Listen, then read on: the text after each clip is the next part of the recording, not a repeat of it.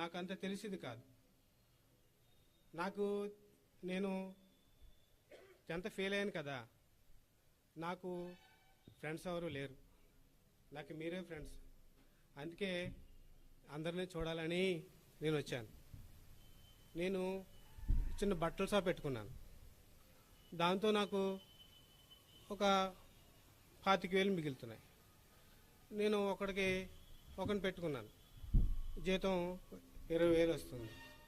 అన్నీ వాడే చూసుకుంటాడు, అన్నీ వాడే. ఆడు నాలా కాదు, చాలా తెలివైనవాడు. ఆడు నా కింద పని చేసినా సైట్ కొన్నాడు, ఇల్లు కట్టుకున్నాడు. నేనే సైట్ కూడా కొనలే. కానీ నా పిల్లలకి ఆ 25,000 సరిపోతుంది. నేను ఇక్కడికి రావడానికి కారణం, మొట్టమొదటి కారణం, ఎన్ని సంవత్సరాలైనా నాలో ఒక విషయం అలా ఉండిపోయింది. అది మీతో చెప్పుకుంటే నాకు భారం తగ్గిద్దని. ఇంకో విషయం కూడా ఉంది. ఇంకోటి కూడా, నేను అప్పుడు కూడా చాలా బాధపడ్డాను. నాకు చెప్పుకోవడానికి ఫ్రెండ్స్ ఎవరు లేరు.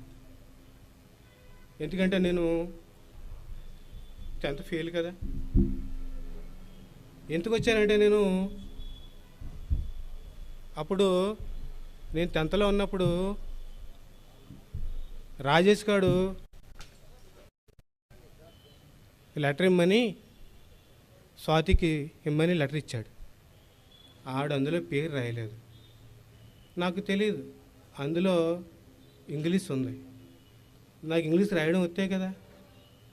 వాడు ఇచ్చాడు, నేను ఇచ్చాను పట్టుకెళ్ళి. అందరూ నన్ను దొంగలా చూశారు. హెడ్ మాస్టర్ నన్ను కొట్టారు. అయినా నేను బాధపడలేదు. కానీ చదువు ఆపేసింది. నేనంటే నాకు పెద్ద, కానీ అమ్మాయి పాప వచ్చే స్వాతి చదువు ఆపేసింది. కానీ దానికి నేను చాలా బాధపడ్డాను. కానీ నాకు ఆ రాజేష్ కడుకొని దొరికితే పట్టుకుని టపా టపా టపా టపా కొట్టేయాలనిపించింది. ఆడు వల్ల అమ్మాయి చదువు ఆగిపోయింది. నేను ఇన్ని రోజులు బాధపడుతూ ఉన్నాను, ఆడికేం కాలేదు. తర్వాత ఇంకోటి కూడా ఉంది. నేను తట్టుకోలేని బాధ ఏంటంటే, నాకు అప్పుడు 19 ఏళ్ళు ఎన్నో ఉంటాయేమో. అప్పుడు మా అక్క బావాని రెస్టారెంట్కి తీసుకెళ్ళారు, బిర్యానీ పెట్టించారు. అబ్బా ఎంత బాగుందంటే బిర్యానీ, అబ్బా నేను ఎప్పుడు తినలే, చాలా బాగుంది. తినేసాను. తినేసి నన్ను ఓ చోట తీసుకెళ్ళారు. అక్కడ ఏదో చేశారు, నాకు సరిగా తెలియలేదు అప్పుడు. కానీ వెళ్ళొచ్చాక మా నాన్నను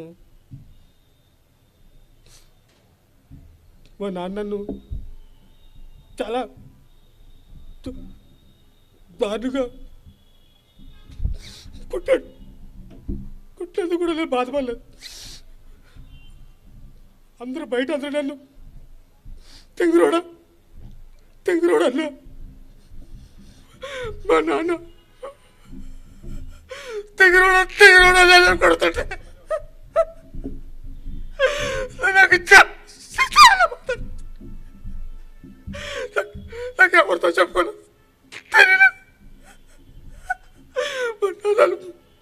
ఫస్ట్ తెంగురోడా ఎత్తగిరాడు, అబ్బాయి కావాలి అని ఎంతో కలగల. ఇలాంటి ఎత్తగిరాడు పుట్టాడు అని నన్ను కొడుతుంటే అప్పుడు నేను బాధపడి ఎవరికి చెప్పను. నాకేం ఇచ్చారు నాకు తెలియదు. వాళ్ళు వెళ్ళారు, తీసుకెళ్ళారు. నాకేం తెలుసు. ఏదో సంతకం పెట్టమంటే చూడమంటే చూశాను. నాకేం తెలుసు. ఆ పొలం అక్కడే ఉంది. నేను అదే అన్నం తింటాను, అదే కూరలు తింటాను, అదే ఇల్లు. కానీ 2 ఎకరాలు పోయాయంట. నా 2 ఎకరాలు మా అక్క బావ తీసుకుంటారట. నాకేమి తేడా తెలియదు. మా నాన్న మాత్రం చాలా కోపం వచ్చింది.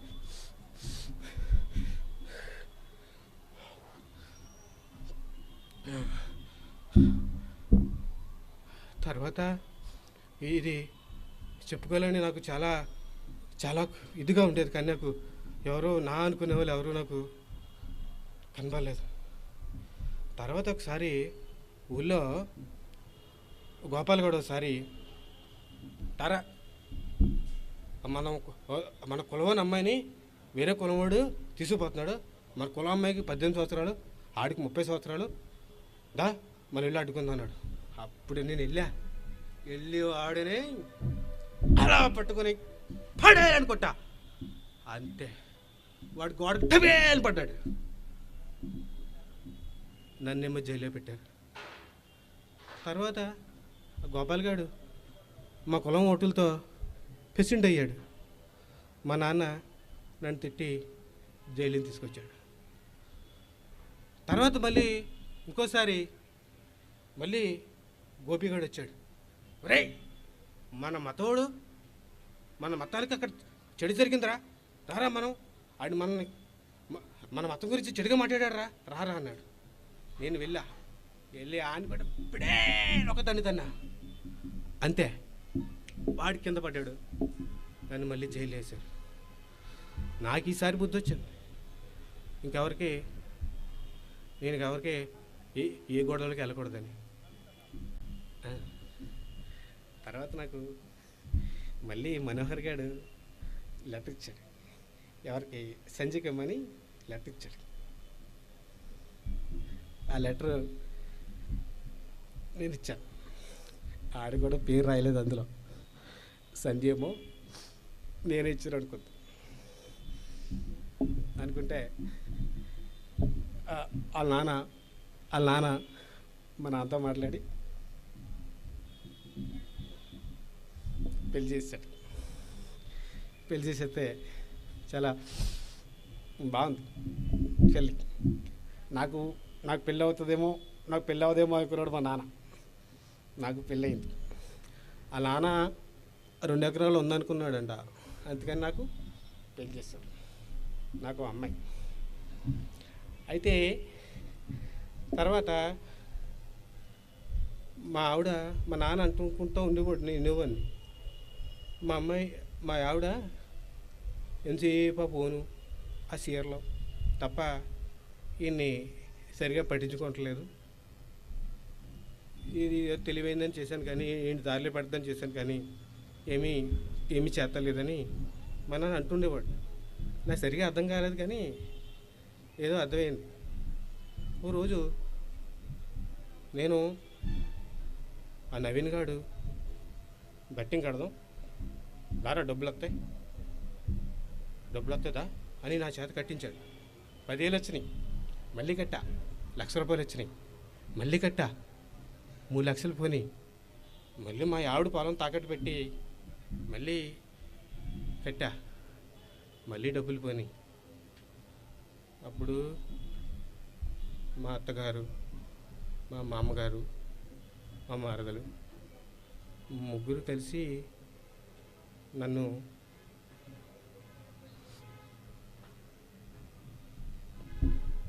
కర్రలతో కొట్టేశారు. ఒక్కనే కదా, ఏం చేయలేకపోయాను.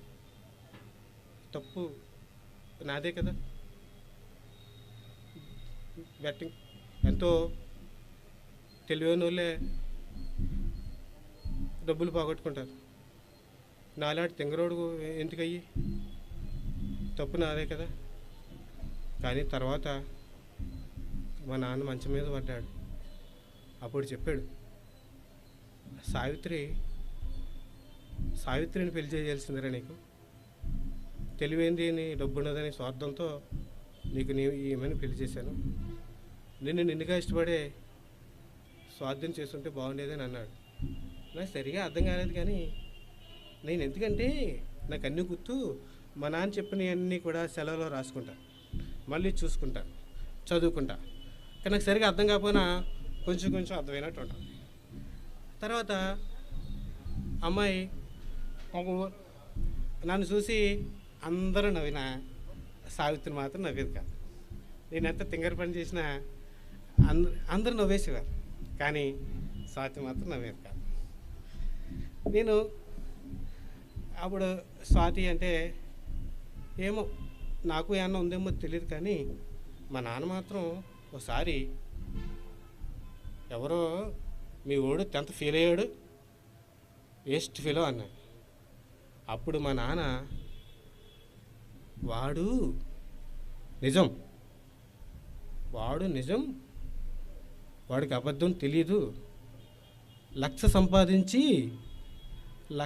సంపాదించి అమ్మకి అన్నం పెట్టడానికి ఆలోచించే కొడుకులు ఉన్నారు, కానీ మా వాడు నిజం, ఆ అర్హత ఎవరికి ఉండదు అని మా నాన్న చెప్పాడు. కానీ నాకు అర్థం కాలేదు, కానీ ఏదో గొప్పగా అయితే అనిపించింది. ఆ ఒక్కసారి నాకు చాలా సంతోషంగా, హ్యాపీగా, చాలా బాగుంది అనిపించింది. నేను అదే ఆలోచిస్తూ ఉండేవాడిని. కానీ మా నాన్న మంచం మీద పడినప్పుడు చెప్పాను నాకు, నేను చిన్నప్పుడు ఏదో అబద్ధం చెప్పానంట. అబద్ధం చెప్పడంతో నన్ను గట్టిగా కొట్టేసాడంట. 2 రోజులు నేను లెగలేదంట. ఆ దెబ్బలు నా శరీరానికే కాదు, మనసు కూడా తగిలి ఊహను కూడా అబద్ధం అనుకునే స్థాయిలోకి నేను మారిపోయానని, నాకు ఊహించడం సరిగా రాదని, అందుకే నేను సరిగా చదవలేకపోయానని, సరిగా తెలివితేటలు రాలేదని మా నాన్న అనేవాడు. నాకు సరిగా అర్థం కాలేదు, కానీ అప్పుడు దాకా నేను తెలివిగా ఉండేవానంట. కానీ సార్, మ్యాథ్స్ సార్ నమస్కారం అండి, బాగున్నారా? నన్ను అందరూ చదువు గురించి చాలామంది కొట్టినా మీరు మాత్రం నన్ను చదువు గురించి ఒక్కసారి కూడా కొట్టలేదు. ఎందుకంటే నన్ను మీరు అర్థం చేసుకున్నారు. నా తెలివితేటలు ఇంతే మరి.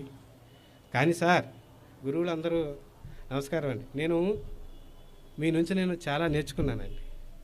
చదువు ఒకటే కాదండి, నాకు దేశానికి సమాజానికి మంచి చేసే తెలివితేటలు నాకు లేకపోవచ్చండి, కానీ చెడు చేసే బుద్ధి నాకు లేదండి.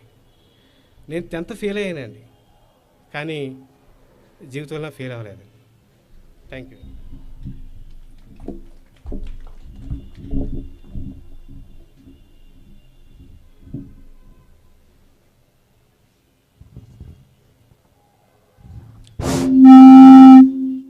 నెక్స్ట్ పార్టిసిపేషన్ నాటక. ఓకే, వచ్చి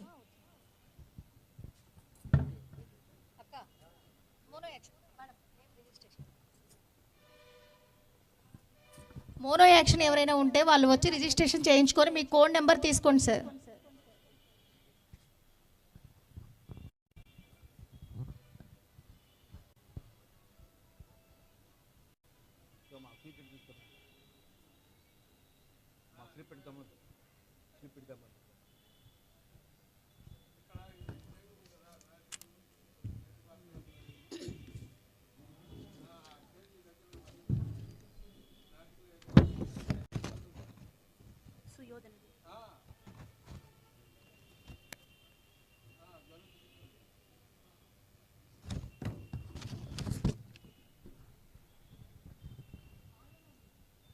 హలో, దయచేసి పార్టిసిపేట్ చేసేవాళ్ళు గమనించండి.